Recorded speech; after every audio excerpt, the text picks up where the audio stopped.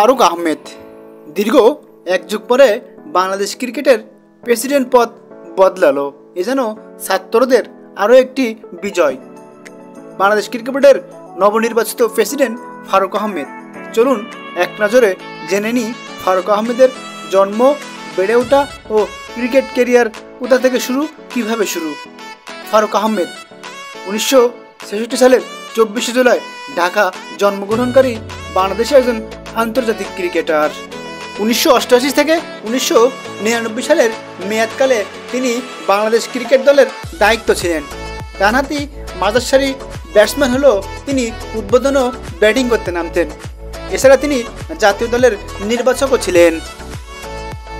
1988 সালে 29 অক্টোবর চট্টগ্রামে অনুষ্ঠিত হওয়া এশিয়া কাপের প্রতিযোগিতামূলক চতুর্থ ম্যাচে পাকিস্তানের বিপক্ষে ওহিদুল গনি ও আকরাম খানের সাথে একযোগে আন্তর্জাতিক ক্রিকেটে অভিষেক ঘটে ফারুক আহমেদের। সেই খেলায় 173 রানে পরাজিত হয় তার দল। 1990 সালে চণ্ডীগড়ে তিনি তার সর্বোচ্চ 157 রান করেন ভারতের বিপক্ষে। সেই খেলায় তৃতীয় উইকেট জুটিতে আতার আলী খানের সঙ্গে 108 রানের জুটি করে এই ফারুক আহমেদ। খেলোয়াড় জীবনের প্রথম দিকে ঘরোয়া পর্যায়ে ক্রিকেট খেলে ফারুক নিজেকে সফলতম অধিনায়ক হিসেবে গড়ে তোলে। এরই ফলে 1993 ও 94 মৌসুমে নির্বাচক মণ্ডলী তাকে বাংলাদেশ ক্রিকেট দলের অধিনায়ক হিসেবে মনোনীত করে।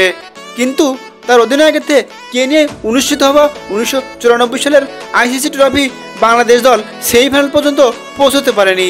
যদিও বাংলাদেশ দলকে প্রতিযোগিতার পূর্বে শ্রেষ্ঠ দল হিসেবে গণ্য করা হয়েছিল। চ্যাম্পিয়ন ট্রফিতে দল ভালো না খেলায় অধিনায়কত্ব সহ দল থেকে বাদ পড়েন ফারুক আহমেদ। এরপর তিনি নবদমে দলে ফিরে আসেন দেশের একজন শীর্ষ ব্যাটসম্যান হিসেবে। ইংল্যান্ডে অনুষ্ঠিত হওয়া 1999 বিশ্বকাপে বাংলাদেশের একজন অন্যতম সেরা সদস্য ছিলেন ফারুক আহমেদ।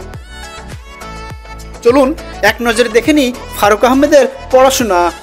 ঢাকা বিশ্ববিদ্যালয় থেকে জনপ্রশাসন বিভাগের স্নাতক ডিগ্রিধারী ফারুক আহমেদ ক্রিকেট খেলোয়াড় হিসেবে অবসর পরবর্তীকালে বাংলাদেশ ক্রিকেট বোর্ডের অন্যতম প্রশাসনিক দায়িত্ব পালন করেন ফারুক আহমেদ দীর্ঘদিন ধরে বাংলাদেশ দলের নির্বাচকের দায়িত্ব পালন করছিলেন ফারুক আহমেদ। 21 আগস্ট 2024 বাংলাদেশ ক্রিকেট বোর্ডের নতুন এক অধ্যায় রচিত হলো ফারুক আহমেদের মাধ্যমে। দীর্ঘ এক যুগ পর আবারও বাংলাদেশ ক্রিকেট পেল নতুন এক সভাপতি। আন্তর্জাতিক ক্রিকেট খেলা, আন্তর্জাতিক ক্রিকেটে অধিনায়কত্ব করা ও বাংলাদেশ ক্রিকেট দলের সাবেক এই নির্বাচক এসব অভিজ্ঞতাকে কাজে লাগিয়ে বাংলাদেশ ক্রিকেটকে বিশ্বের দরবারে হয়তোবা দারুণভাবে প্রেজেন্ট করবেন।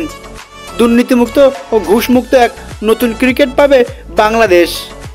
জান্স স্পোর্টস নিউজ, আবির আহমেদ, ঢাকা।